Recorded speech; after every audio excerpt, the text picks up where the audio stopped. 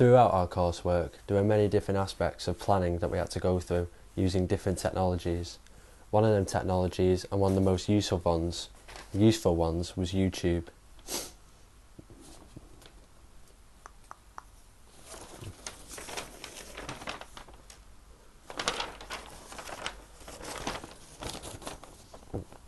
YouTube was used in planning and research for finding videos and embedding videos onto our blog as secondary resources for our documentaries. YouTube also allowed us to use technologies to YouTube also allowed us the technology to showcase our final documentary production. As you can see with YouTube, you can search videos using the search bar here, which would allow us to look for archive footage that we could use for our documentary. Once footage was found that we thought would be useful for archive footage for our documentary and research, before our coursework we had to do a lot of planning and research about documentaries and codes and conventions. YouTube was a fantastic technology to use to do so. YouTube allowed us to go onto its website and look for videos which we could embed onto our blogger as evidence of codes and conventions which we could research to help our final production.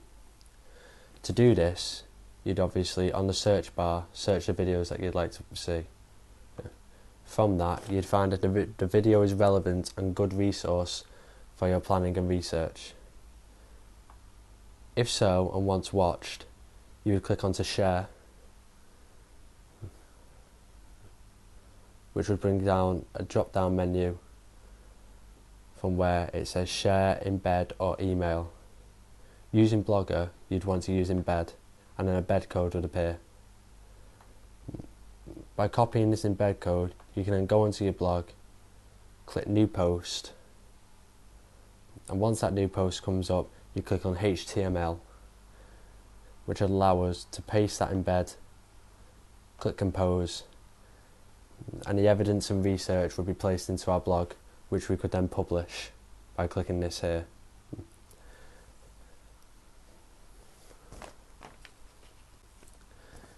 YouTube also allowed us to create our own videos for research. By doing this, we create our own video using a camera, upload it onto a computer and upload it to YouTube once edited. Once uploaded to YouTube, it'd be there on your YouTube account where for people to see and to give feedback. YouTube was brilliant with the comments section to give feedback on your work to see where you can improve and not improve. This is also a good example of how YouTube can showcase your evidence and past research, whether primary or secondary, to help with your final production to find codes and conventions. I chose YouTube because it's the most powerful, easy, quick and most library of videos that you can choose from. Also, it links fantastically with Blogger when finding videos that we could use for our research to embed on it.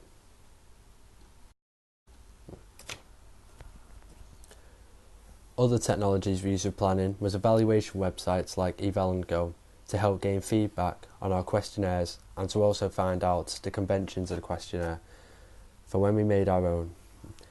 Eval&Go allowed us to make our questionnaires and post them on social media websites like Facebook and Twitter to gain audience research on what to include in our documentaries, but also after production what audiences thought of our documentary to see if our challenges have been succeeded. Once we created our questionnaire, we were able to publish them on our blog simply and easily. Once we published them on our blogs and got feedback, we were able to get questionnaire results and conclusions, which we could make into a PowerPoint and also put on our blog. This is an example of how using Eval&Go was fantastic for finding out results for our questionnaires, which could also help for our final product in our documentary. We used Eval&Go because it was popular, slick and easy to use. To create a new survey, you'd click Create Survey at the top corner here. We already have 3 created. You click on our Whole Truth Audience Feedback Survey. You can see it allows a wide variety of questions and different ways to edit your questions, whether multi-choice, written or ratings out of 1 to 5. Different types of question formats are laid out here.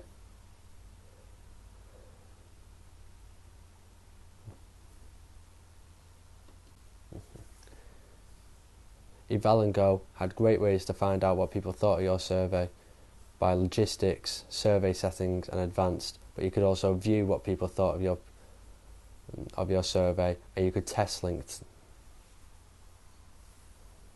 You could also look at look and feel, publish and results.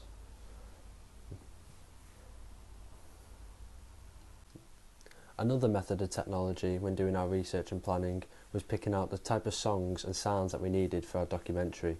SoundCloud, which is a fantastic new app, allows us to do so. By downloading SoundCloud by clicking here, you could download it to your computer, mobile phone or tablet. By doing that, you could search a variety of songs, which could help you find a variety of different opinions and different options on what songs to choose for your documentary, which match the genre and theme of it. Once chosen, you could download the song on an MP3 and upload it to your documents. We chose SoundCloud because it's new, slick, and a lot easier and faster way to download and find music.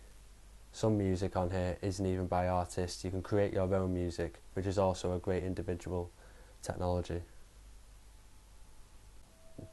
Other uses of technology that we use with planning and research was probably one of the most popular, well-known and easy to use Microsoft Words and PowerPoints. Even though they're easy to use, I won't bore you with how to use them, but Microsoft was really good for displaying work, whether primary research or secondary research. By doing this, we could put our documents on a OneDrive using Hotmail. By using OneDrive, it allows us to download our files exactly to our computer files. Once doing this, this is good for using work at home, where you can download it to your own files and put it on a pen drive. Quick, easy and simple to use. We also use other technologies such as PowerPoint, again, which is a fantastic way to showcase your work, which could later be put on your blog. Easy, simple to use, and lots of tools to help you out and to help the display of your work look more professional and organised. Throughout the whole process of A2 Media, for research and planning, construction and evaluation, we all chose to use Blogger. We chose to use Blogger because it is a quick, easy and more professional way to showcase our work instead of using paper and booklets. Blogger allows us to make new posts, edit the post names, dates, times, and it allows others to view them. Blogger also allows us to add media aspects. For example, Blogger allows us to add pictures and also media. By using the HTML, you can add media, and by just clicking the picture button, you can add pictures in instantly. Blogger is easy to access and can be seen by anyone. Blogger also links well with other technologies like YouTube and Google, which are also other fantastic ways to get research, primary and secondary, to add to your blog. You can also search for codes and conventions which you can add to blog posts, which can help through the coursework and production. Another media technology that we used for post-production was font websites. We used font websites in our documentary on Premiere. On Premiere, used to add different types of fonts to the documentary. This is to add more diversity and a different look to our work, making it more personalised instead of generic. We use this in our documentary editing for displaying people's names and occupations for the title of our documentary. We also used it for our print ad and certain aspects in research and planning. The way to do it is to browse, click one that you like, see what you want, and then you can try it out. Fonts are a great way to add more diversity and an aspect to our work, and also to follow conventions in certain aspects of our documentary, like Channel 4 has its own font and logo. The reason why we chose font websites was because it gives a more professional look than your standard fonts that you'd get in Microsoft Word or the fonts that you might get with the software that you're given. We used a radio room to record our radio trailer. We used this because it was spacious, quiet, and had good technologies to use inside the room. The tripod was good for sorting out the height and keeping your shot steady. The tripod is easy to set up by using the prompts by either side to strengthen the legs or to shrink and expand them.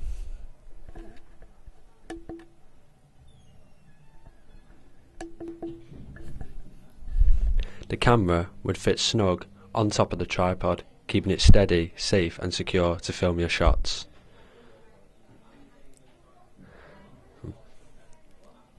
Lengthened prong to steer the camera left to right to help gain your shots easier than using your hands.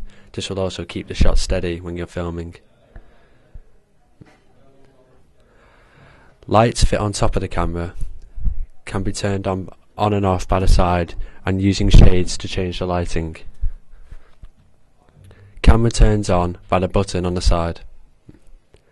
Microphone used for interviews and plugs into the front of the camera. The microphone will then fit securely onto the person you are interviewing, but out of the way of sight to match codes and conventions. Headphones to listen to audio quality fits into the back of the camera. This can also be used during interviews to make sure you've got the correct sound. The camera we used for our documentary was brilliant for filming our documentary and helped us achieve the codes and conventions we were looking for.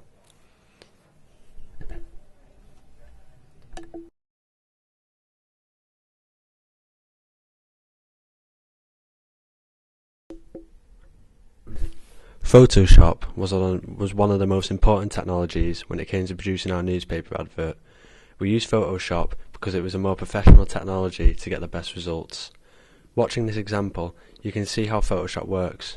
For an example of touching up an image and placing a piercing on a model's face along with the Channel 4 logo for codes and conventions.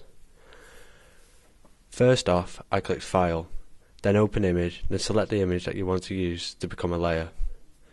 Then I will use the Zoom tool to zoom into more detail of the image. This is good for touching up and polishing models as shown. Then I select Blur tool, begin polishing the model of blemishes. Then I click the Clone Stamp tool to remove blemishes, slash spots, etc. Check the brush size to see if it suits the size of the blemish. Then click on the selection to be cloned while holding down Alt key. To get the piercing, I will create a new layer and click File and Open Image again. I then click the Selection Lasso tool once the image was placed. Adjust the diameter to suit the size of the object being selected around the piercing. Click Edit and then Copy. This will create a new layer. Then close the image and return to your main image. Click Edit and then Paste. This will place the copy of the layer over the original and place the piercing on the image. Select the Move tool, click on the piercing to drag at any point of the image, and then repeat the process to add the Channel 4 logo for conventions of Channel 4 documentaries. This shows my skill and understanding of using such programs, technologies and softwares like Photoshop to improve my work and give it a professional edge.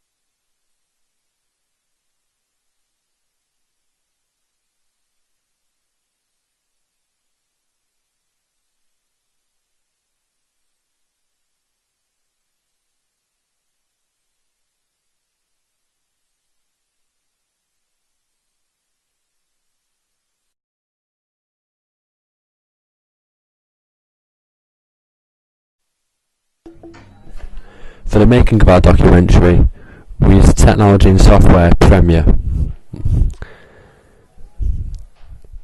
To import a video, simply drag the video from your documents into the Premiere files. Once in the Premiere files, then drag from the files into the spaces below where the sound and video is represented. The Razor tool was one of the most important tools used when using Premiere. The Razor tool allowed us to cut videos up and delete videos and move them around nicely to make sure that it fit nicely for cutaways when making Premiere videos. The Selection tool is when you drag the video from the selected video section into the small screen. From there, you can watch your videos, click pause, and using the two buttons at the bottom which represent arrows, stop, play and stop again, and you can drag that one scene into your documentary. Premiere was a fantastic way to showcase our documentary, but also for the making of it, with all its tools that it helped us with. Premiere also allowed us to work and re-edit when giving feedback on our documentary before the final production. Premiere also gives it a more professional aspect, as well as it being a mainstream piece of software and technology.